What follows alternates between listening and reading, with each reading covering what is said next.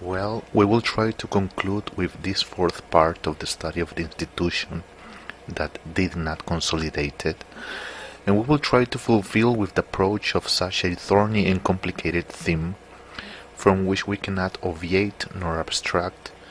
That is why we will continue, because if not, the study will extend more of what it is due, and there is a lot to talk about, but we believe it will be in other studies. That is why we better continue. Being that way, we have to have clear that in this contradiction, two groups have to be defined, those that are knowing the truth and those that are in the deceit. Those that are after the truth know with certainty that the unique faith began in the underground, away from the big crowds. It was given in particular homes and in catacombs and caves, never in sumptuous and pagan places. Jesus the Messiah was clear when saying in Luke chapter 12, verse 32, "Fear not, little flock, for it is your Father's good pleasure to give you the kingdom." In other words, the church of God will not be of great multitudes, but on the contrary, of a few, such as it is established in Matthew 22:14, that says, "For many are called, but few are chosen." But nowadays the religious and pagans that say to be shepherds of God deceive people, telling them the following: "Not forsaking the assembling of ourselves together, as the manner of some is, but exhorting one another, and so much the more as ye see the day approaching." Hebrews 10:25. We have established in a clear and convincing way that those that belong to the unique and true faith do not go to pagan religious temples that are a blasphemy to God, and contrary to that, their personal faith is developed with God Himself, and not through false brothers and pagan religious people that only seek profit and the corruption of the souls, offering them to the pagan gods that they serve and despising the truth of the only and sempiternal God. That is why we hope you can appreciate in detail how nowadays we find ourselves with the pagan mercantilism, and how the Holy Scriptures openly expose the lies of Satan and their servants.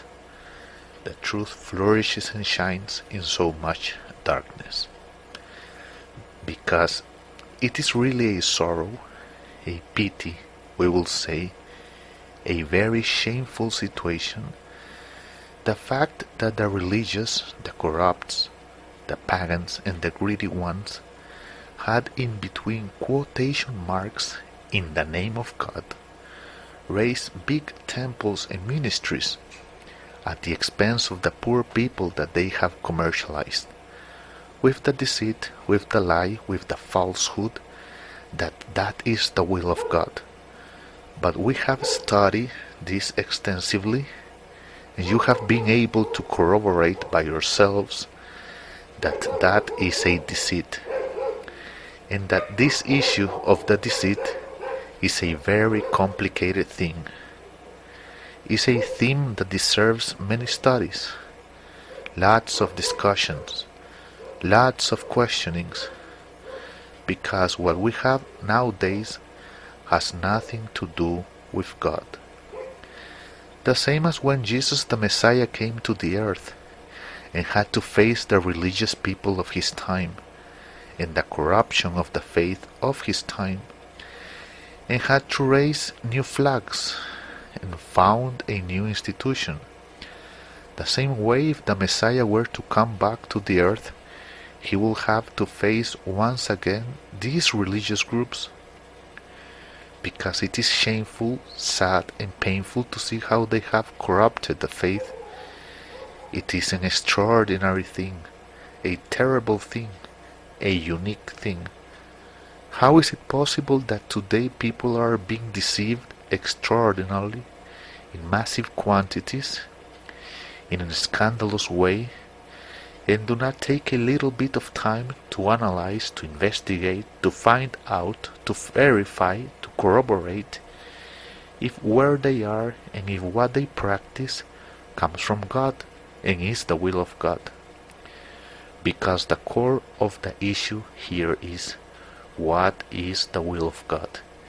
And if we can know it, and if we can understand it, and if we can obey it. But the majority of people do not want any responsibility, but in a combined way, massively and industrially, have surrendered their wills to one person or a group of people so that they decide what they can or cannot do, what is or is not invented, and they just put the title of "This is the will of God." The Church of God is deeply interested in that this message of the good news of the kingdom is preached to the whole world, but to be preached as it is supposed to be preached, not as it is invented by the pastors and religious people that has to be preached. So from our part, we are making an extraordinary effort to deliver this knowledge, so that you can judge, question, investigate, verify, and analyze it, and can make the decisions that you are supposed to make. Because it is incredible how, until today, all the warnings, the signs, the doctrine, the knowledge, the revelation, the message, and above all, the will of God is not fulfilled. But what we have is a mimicry of faith, wrongly called Christianism, and professed by a lot of people, that if you address them and ask them, why do you believe this or that, they cannot give reason of their faith. So the Church of God, making an extraordinary effort, puts before you this series of analysis and studies, so that you decide the path that has to be taken. But later you will not be able to argue that it was not put before you in the filter of the truth, these teachings, and you did nothing.